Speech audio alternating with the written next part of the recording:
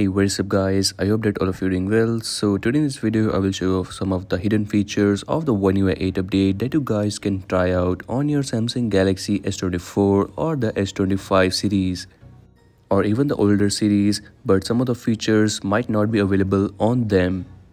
Starting off with this Now Brief. So the Now Brief feature is available already on the Galaxy S25 series, but for the S24 series it is new.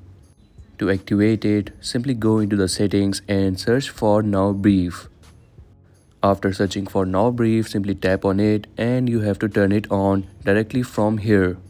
From Now Brief, you can get a personalized briefing of what suggested content and actions that change throughout the day. And it will appear again and again when the content is available. And if you want to select that what content should appear on the Now Brief, so for that, tap on this option of Expand Now Brief. Also, if you want to expand Now Brief in the lock screen, so you can turn it on from here, then tap on Content to Include. From here, you can select that what content should appear in your Now Brief. The next change that you guys are missing out is in the Weather app.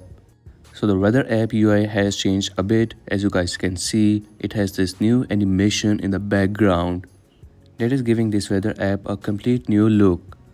Now let's move on to the next feature. So for that you will have to go into the wallpaper and style, then tap on lock screen, and from here you have to tap on this font.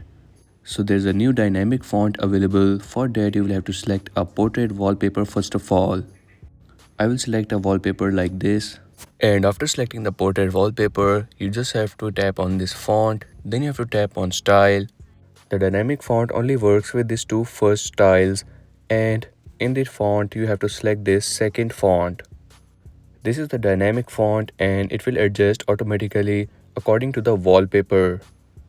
As you guys can see, it is now adjusting itself according to the wallpaper.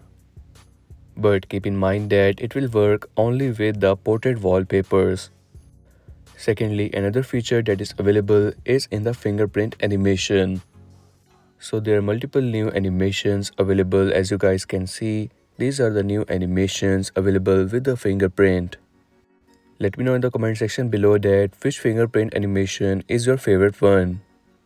And if you talk about the wallpapers, so there are new wallpapers also available after the OneUi 8 update.